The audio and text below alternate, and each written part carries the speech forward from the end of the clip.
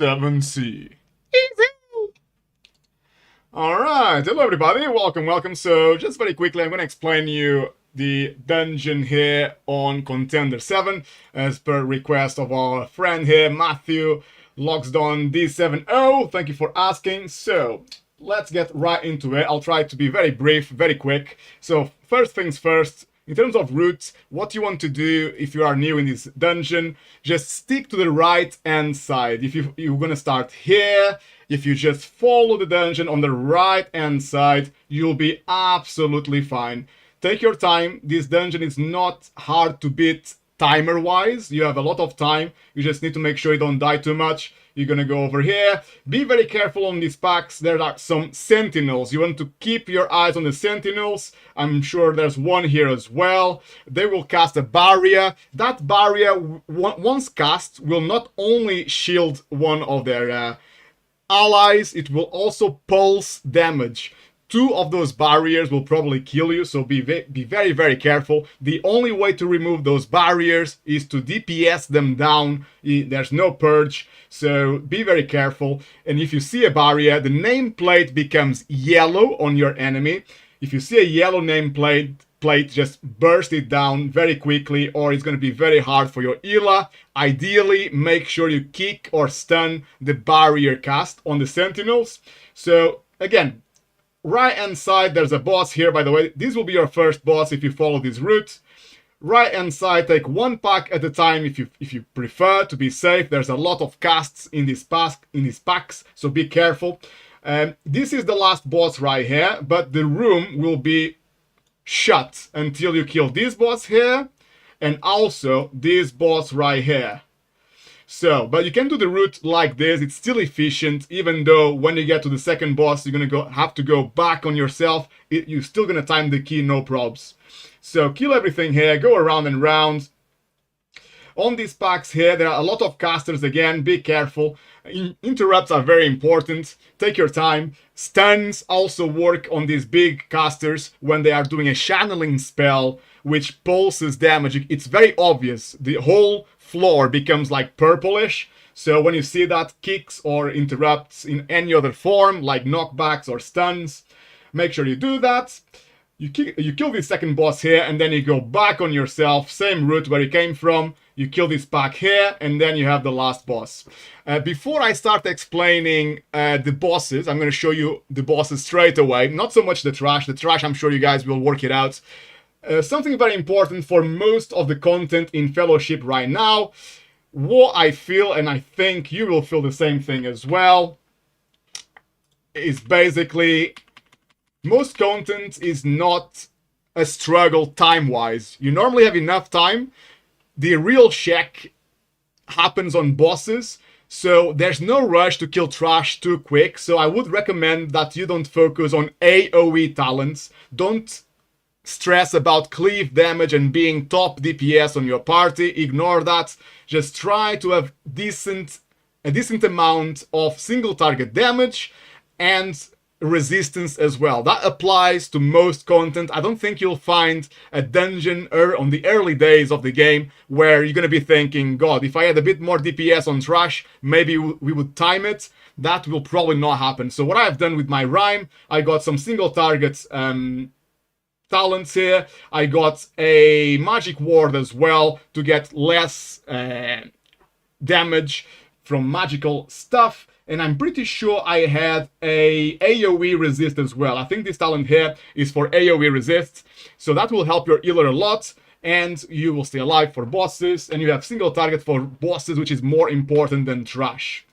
Right, that being said, I'm going to go ahead and show you the bosses, like I promised. So luckily I have the VOD of our kill on here.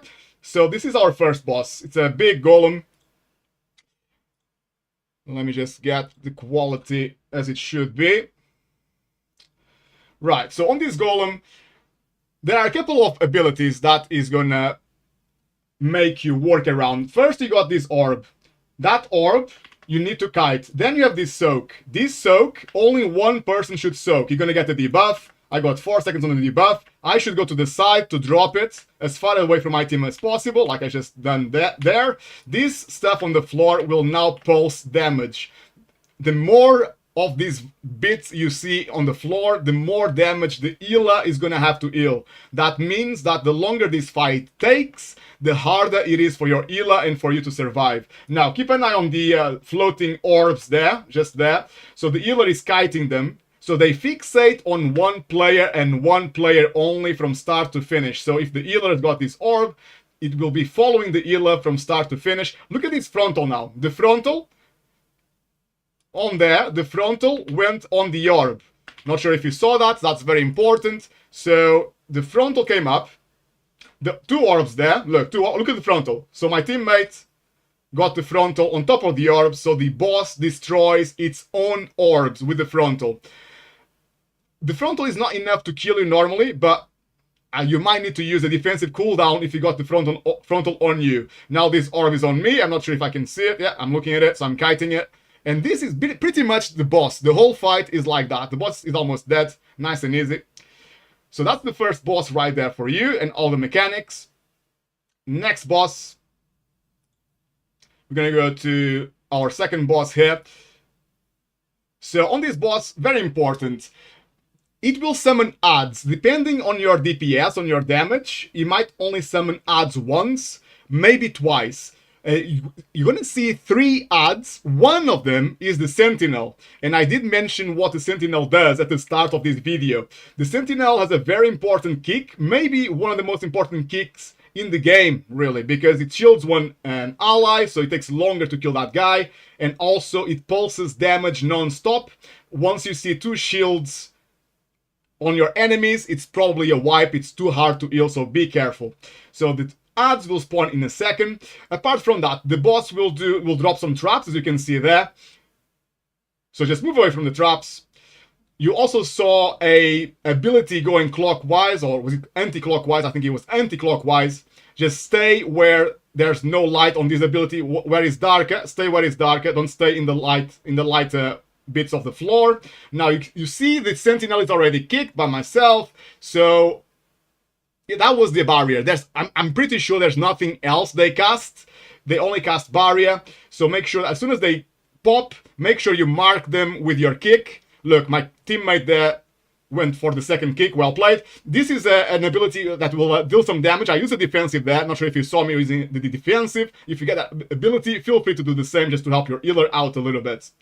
This is pretty much what the boss does. There's an intermission phase where the boss just deals damage on your team. Use the defensive if you can. This is the intermission. So now everyone's going to take damage. I should be popping my AoE heal on my team to help the healer. I don't think I did it there because I thought the healer would be okay. But if you are playing Rhyme, please make sure you play with your AoE heal to help the healer a bit. So you got the gist of what this boss does. That's not too bad at all. Now, next, for the final part of this dungeon, and by far the hardest part. This boss doesn't even compare to all the others we discussed so far. So, very important. I'm going to pause the video here real quick. The main important thing on this boss, guys, I cannot stress this enough. You need a lot of single targets DPS. Make sure when you start the dungeon, you get the right talents for the job. You need some magic resist as well to help the healer. There's going to be a lot of soaking on damage on this boss. Depending on your item level, you might need that more or less. If you have a lot of gear, then you're fine, of course. But ideally, you want some magic resist. Now, very, very important. This boss will enrage at 50% HP. So do not use all your burst at the start of the fight. All that does, even though you might become the top DPS on the damage meter, that's great, congratulations, but all that does is making the fight a lot harder and potentially cause a wipe. You're gonna get your team to the second phase when the boss gets to 50% health too quick, and that might actually kill your team. Do save your burst DPS, your ultimates, everything else that you think it's not going to be ready from 50%. I would say abilities of 1 minute, maybe a minute and a half, you can use at the start. They'll probably be ready by the time the boss gets to 50%, depending on your team's DPS as a whole. But I would just say ignore the damage meter on this fight. Just hold on. This is the soak. Look, everybody needs to soak. Use the defensives if you have the defensive. Everybody should save their DPS for 50% life on the boss. Activate your ults, everything that you've got from 50%, please. We are almost there, getting to the intermission very quickly. So you saw the soak. There's the soak again. There's one more ability you haven't seen yet, but it will pop up very, very shortly.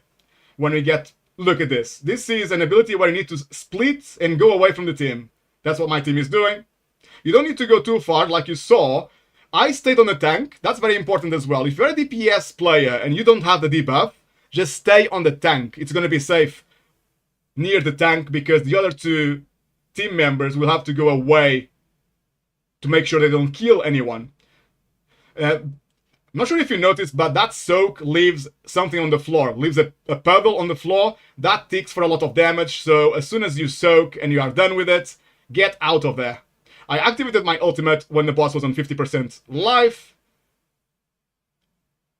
And that should be enough to make sure the room doesn't close down on you. Because as you can see, the room is getting smaller and smaller. So you need a lot of DPS to close down the fight.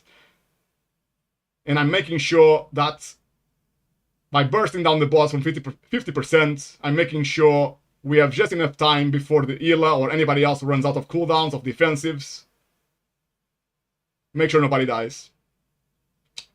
Alright guys, that's pretty much it for this video. I wanted to make it short and sweet for you. I hope it helps. I know there's not a ton of information right now about Fellowship and strats. You guys need to be patient. It's only a beta. The game has been on closed testing before. Things change all the time. And most of the players are under NDA, non-disclosure agreement, so they cannot talk a lot about it. They cannot make guides straight away, but I'm sure those will come with time. Just be patient. In the meantime, I hope this video did help you. Alright then, until next time, I hope you guys take good care of yourselves. See ya!